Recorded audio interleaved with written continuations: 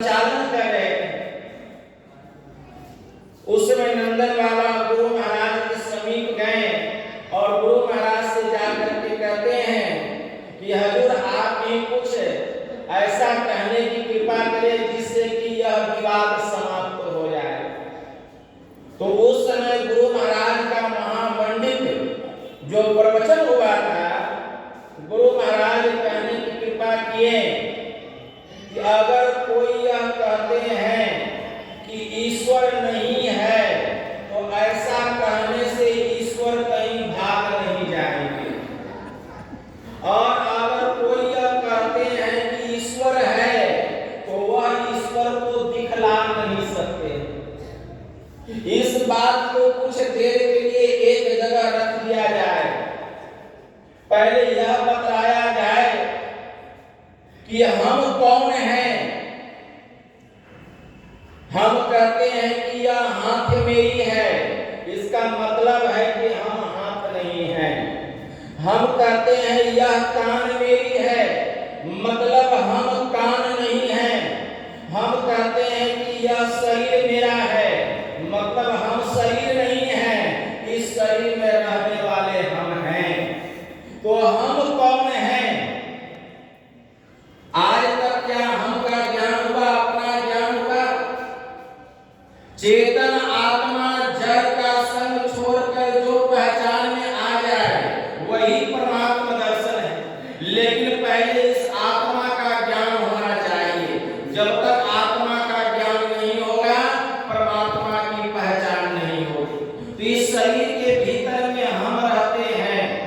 तो जब शरीर के भीतर में हम रहते हैं तो हमें अपने शरीर के भीतर ही भीतर चलना पड़ेगा। और शरीर के भीतर में जहां हम रहते हैं वहां पर आवरण लगा हुआ है।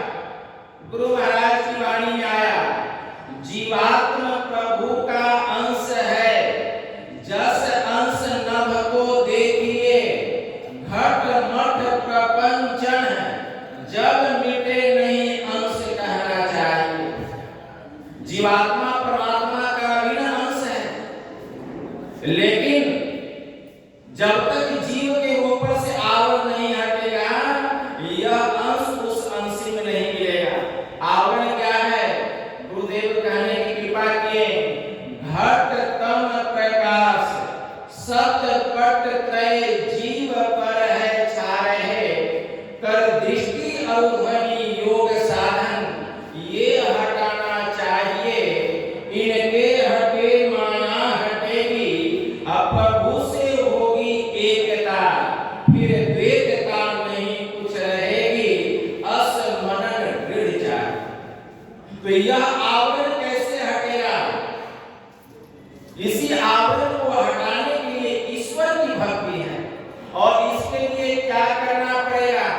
तो हमारे प्रवराध्य संत गुरु महर्षि में ही परमहंस महाराज कहने की कृपा किए, माया बद्ध जीव आवागमन के चक्र में पड़ा रहता है। इस प्रकार रहना जीव के सब दुखों का कारण है। और इससे छुटकारा पाने के लिए सर्वेश्वर की भक्ति ही एकमात्र उपाय है। वह उपाय क्या है? जिस उपाय से जीव के ऊपर में यह जो माया का आवरण है, अंधकार का, प्रकाश का और सत्य का, ये हट जाए और यह जीवात्मा परमात्मा में जाकर के ब्रह्म स्वरूप हो जाए। वह उपाय क्या है? वह युक्ति क्या है? तो गुरुदेव सिद्धांत में कहते हैं, मानस जप, मानस ध्यान, दृष्टि साधन और सुरत सतयोग द्वारा सर्वेश्वर की भक्ति करके अंधकार, प्रकाश और सत्य के प्राकृतिक तीनों पर्दों से पार जाना और सर्वेश्वर से एकता का ज्ञान प्राप्त करके मोक्ष पा लेने का मनुष्य मात्र अधिकारी। यही उपाय है।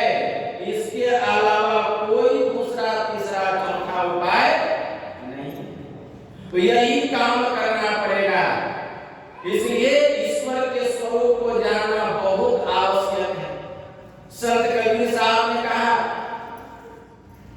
है नियरे सूझत नाही, ल्यानत ऐसो जे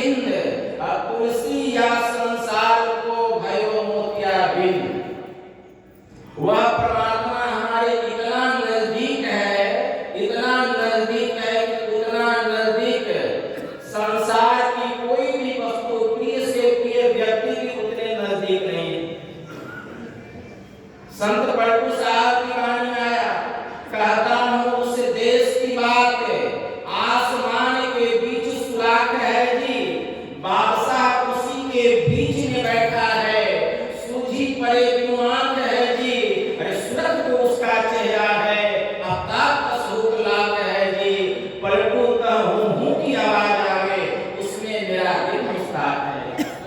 वह परमात्मा इतने करीब है, जरूरत क्या है वहां ध्यान लगाए। गुरु नानक देव जी महाराज ने कहा, घटी घटी अंतरी ब्रह्म लुकाइया, घटी घटी ज्योति समाई, अब वज्र कपाट मुक्ते गुरमति निर्भय तारी लाई। सबके घट घट में वह परमात्मा छिपा हुआ है, सबके घट घट में उसका प्रकाश हो रहा है, लेकिन वह दिखाई क्यों नहीं देता है? तो कहते हैं वज्र कपाट, जीवात्मा के ऊपर में अंधकार का पर्दा पड़ा हुआ है। गुरु महाराज की वाणी में भी आया, गुरु खोलिए वज्र कपाट अंधेरी समूह। संत कबीर साहब ने कहा, गगन मंडल के बीच में कहवा झलके नूर, और निगुड़ा महल न पावई पहुंचेगा कोई सूर, वहां का पर्दा खोली के सन्मुख ले दीदार, बारस नहीं साइया आदि अंत का यार। नैनों की करी कोठरी, अब पुतली पलंग बिछाए, अब पलकों की चितडाली के पिया को लिया रिझाए। कबीर कमल प्रकाश या उगा निर्मल सूर्य, अरे नैन अंधेरी मिट गई बाजत महर दूर, कबीरा मन निर्मल भया जैसे गंगा नीर, पीछे पीछे हरि फिरे कहे कबीर कबीर। उसका ज्ञान कैसे होगा? इसी के लिए योग है। योग है मतलब भक्ति है, योग का मूल अर्थ ही होता है भक्ति। तो जब तक हम योग नहीं करेंगे उस परमेश्वर का ज्ञान नहीं होगा। एक बड़े उच्च कोटि के फकीर हो गए संत तुलसी साहब जी महाराज। उनकी वाणी में आया, क्यों भटकता फिर रहा तुम ऐ तलाशे यार में, अरे रास्ता शहर में है उस दिलबर पे जाने के लिए। इसके लिए दिल का हुजरा साफ रख, जाना के आने के लिए, अरे ध्यान गैरों का उठा उनको बिठाने के लिए।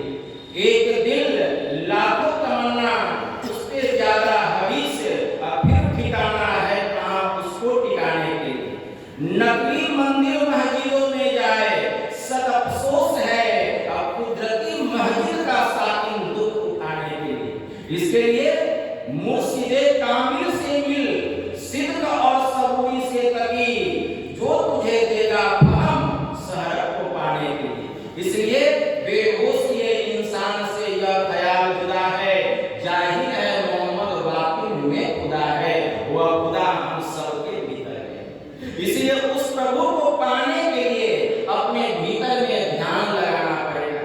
हमारे प्रहलाद ने भी कहा, हमारे गुरुदेव कहते हैं, निज तन में खोज सर्जन, बाहर न खोजना, अरे अपने ही घट में हरि है, अपने में खोजना। उस प्रभु को खोजने के कहीं बाहर भटकने की आवश्यकता नहीं है। संत कबीर साहब ने कहा, कस्तूरी कुंडल बसे मृग ढूंढे बन माही, ऐसे घट में पीव है दुनिया जानत नाही, अरे समझ पड़े तो घर में रहे, पर्दा पलक लगाए, तेरा साहब तुझ में है, अनंत कहीं बन जाए, कहीं जाने की आवश्यकता नहीं। हमारे गुरुदेव ने कहा, थे अंध बने फिरते बाहिर, अंदर पथ भेद न थे जाए, हमें बोधि बुझाए सुझाए दिया, गुरु साहब बाबा देवी ने, क्या कहते बंद कराए पलक पटको, कहीं बाहर में तुम मत भटको, सीधे सरूप सुषमन बिंदु को गहवाया बाबा देवी ने।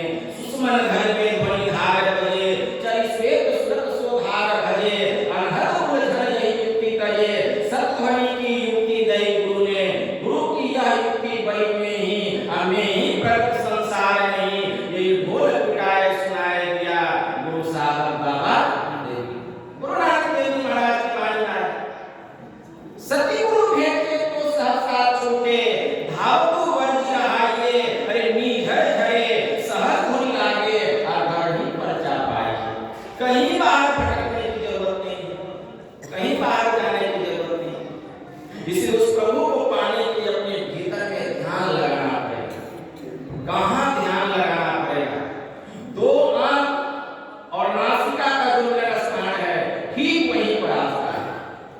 पवित्र पाक कुरान शरीफ के अल बकरा पारा 11 सूरा 11 के हूद में आयत है, अकीम वजहक लिद्दीन हनीफा, अर्थात अपना चेहरा जमाने, तेरा हक एक हो, कभी हिलता डुलता और डगमगाता न हो, दोनों आंखों को बंद करके गौर से सामने देख, अगर तुझे खुदा के नूर का दीदार न हो तब हमें कहना। तो जब तक खुदा के नूर का दीदार नहीं होगा तब तक खुदा का साक्षात्कार नहीं होगा। संत कबीर साहब ने कहा, मुर्शिद नैनो बीच रवि, श्याम सफेद की बीच तारा, अविगत अलख रवि है, आँखी मध्य पाँखी चमके, पाँखी मध्य द्वारा, अतेही द्वारे दूरबीन लगावे, उतरे भौतर तारा, शून्य शहर में वास हमारा, कहाँ सर्वंगी जावे, साहब कभी सदा के संगी, शब्द महल ले जावे। वहीं से रास्ता है प्रभु के पास जाने का, उस रास्ते में प्रवेश करना पड़ेगा। कैसे प्रवेश करेंगे? इसके लिए युक्ति है, क्रिया विशेष विधि है, इसके सर्वे दशा की साधना करनी पड़ेगी। दृष्टि के दोनों धारों को एक करके एक बिंदु को प्रकट करना पड़ेगा। वह बिंदु तो है ही, हम ही वहां से नीचे उतर गए, हम ही नीचे उतर गए। एक फकीर ने कहा, खुदा जुदा की एक ही सूरत है, अरे नुक्ता भेद बदलाता है, और नुक्ता नीचे नुक्ता ऊपर नुक्ता आता जाता है, नुक्ते के हेर फेर से और तुमसे जो जुदा हुआ, अरे नुक्ता को रखा सिर पर तो खुद ही खुदा हुआ। तो हम ही वहां से नीचे उतर गए। वह बिंदु तो है ही हमारे भीतर, सबके भीतर में वह बिंदु प्रकाशित हो रहा है, लेकिन अंधकार का पर्दा, महामाया का बहुत बड़ा पर्दा पड़ा हुआ है। यह पर्दा कैसे हटेगा? जिस दिन दृष्टि के दोनों धार जाकर के मिलेगी, अंधकार का पर्दा फट जाएगा। कैसे? गुरु की युक्ति से। गुरु महाराज की वाणी में आया, ऐ महल पट बंद के चतुष्क मन घाटी हो, दृष्टि डोरी स्थिर रहे, तब चाहिए फाटी, खुले राह आसमान की और टूटे भ्रम टाटी, रास्ता खुल जाएगा प्रभु के पास जाने का।